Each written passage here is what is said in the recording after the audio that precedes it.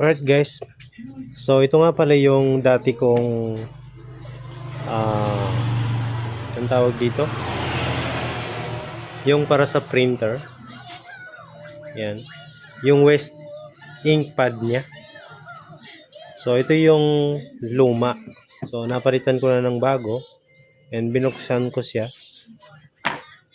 So ganito pa lang ang laman niya guys. Ayan. So sa tingin ko hindi pa naman siya talagang talagang puno. Kasi pwede pa naman tong mag-absorb ng ink pa. And ang ginawa ko, sinekap ko muna to. So sa tingin ko okay pa naman. And meron yang chips guys. Yan o. Nakikita niyo yung chip niya. Yan. And i-reset natin ngayon yan. Ayan guys. So umorder ako ng resetter para sa mga ink waste pad na mga ganyan. So ito siya. Ayan. So pwede ito sa yan o. T04D0. Ayan. So compatible ito dito. So paano ba natin i-reset yan? Bubuksan natin. Medyo mahirap yung isang kamay.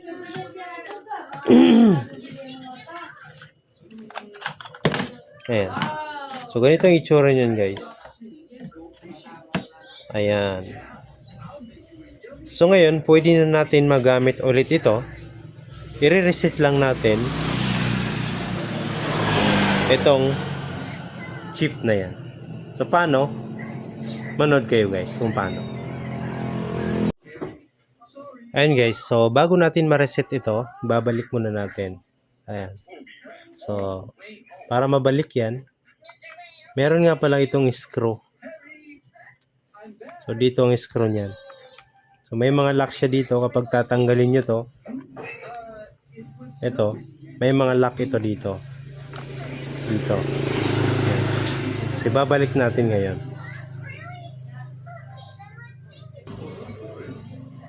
Ayan guys, so naibalik na natin at nalagyan na natin ng screw. Ayan. So ito yung sinasabi ko kanina ng mga lock. Ayan. Ito kailangan ito. Kasi dyan mahirap ilagay.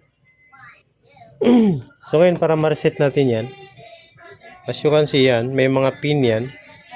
So ima-match mo lang dyan sa chip nya. So parang ganito.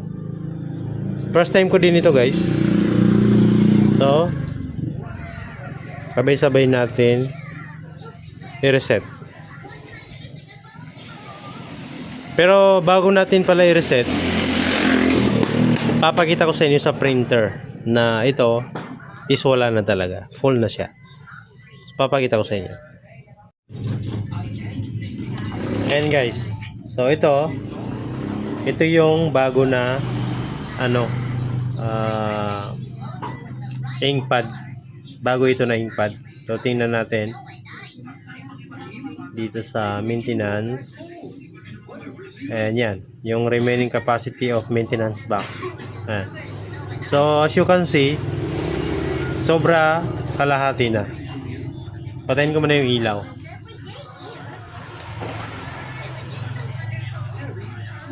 Ayan.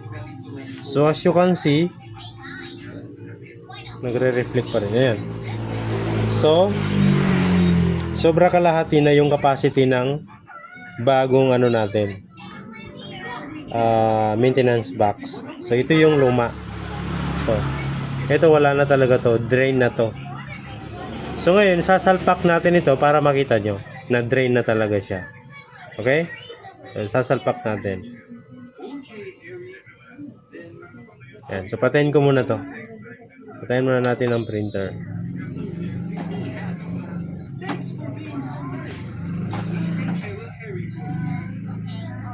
Yan. So patay na. And guys, so bubuksan natin yung likod ng ating printer. So kailangan dito flat screw. Ayan. Bubuksan natin para makuha natin yung bagong maintenance box. Harry, what happened? Well, I just suddenly. How could you leave me, Bobby? Oh, but Didn't you miss me?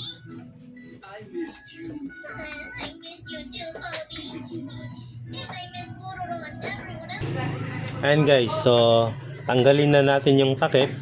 And ayan na. Ito na yung maintenance box niya guys. Ayan. Ayan guys, so ito na yung kanya maintenance box. So ialis natin. Ayan. So, ang napapansin ko lang dito sa bago at saka dito sa original. Itong original mabigat talaga siya. Ito magaan lang siya. So ito nga pala yung model na pwedeng ma-reset ng ating resetter. So T04D1.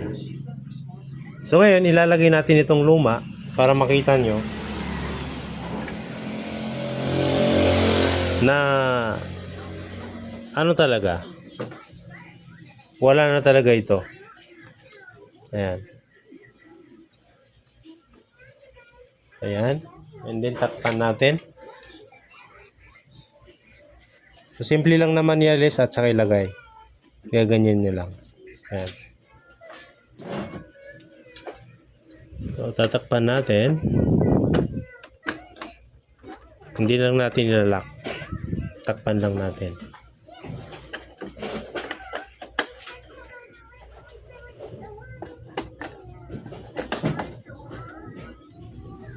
Yan.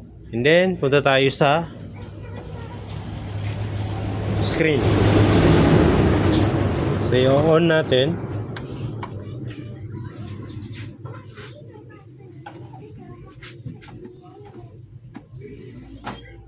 Ayan. Hope na makita nyo. Tayo natin yung ilaw. Ayan. Ayan. So, yan yung nangyayari guys. Yan. Babaan natin yung ano. Yan. So, the maintenance box is at the end of its service life. Yan. Na ano kasi siya eh. Hindi nyo masyado nakikita. Ayan o. Yan. So, wala na talaga. So, ngayon, i-reset natin yan. Okay? Para makita nyo. So, i-reset natin. Tatanggalin ko ulit. So, patayin muna natin. Yan.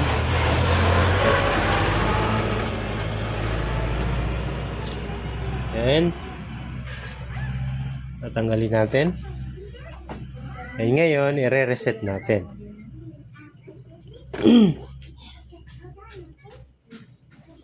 So, sama-sama nating tingnan kung ano ba mangyayari. So, i-match lang natin yung ano, pin. Ayan guys. So, i-reset natin. Pakalitan ko lang. Yan. Plus yan. Kati-kati, plus yan. Ayan. So, kailangan mag-match sila.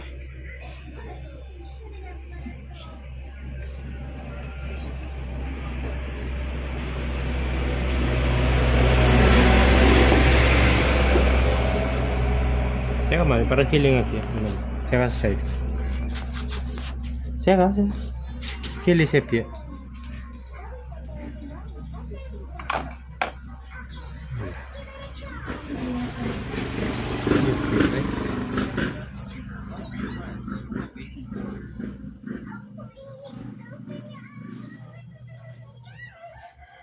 Push nga lang na. Stop. Naka-play na. And guys, so reset natin. And siguro pa ganyan na lang. Kasi may ilaw dito para makita natin. And may ilaw dito. Di ba siya kill? Video ko na. Ito, may ilaw pala ito dito guys. Makikita natin. So, ganito na lang.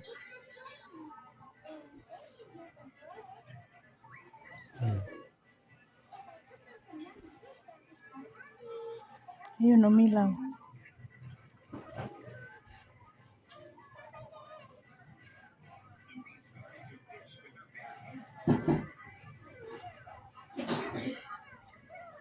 Yan, umiilaw siya guys. So hindi ko alam kung ilang seconds to.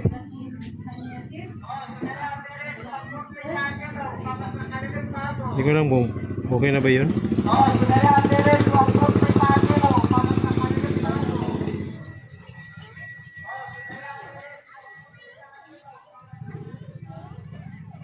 Yan. Ayun, so nag-green siya guys. Baka ito na yung tama. So patatagalin natin ng mga 5 seconds para talagang ma-reset niya. 6, 7, 8, 9, 10. Ayun. So ngayon, ito try natin ulit sa ating printer. Stop ko na. Ayun guys, ilalagay na natin dito sa printer natin ulit. And then titingnan natin kung lalabas pa ba yung ano. Yan. Ito, i-apply. Ngayon, bubuksan na natin yung printer. Titingnan natin kung na-reset ba. Kapag na-reset, ibig sabihin hindi nalilitaw yung warning. Ayun.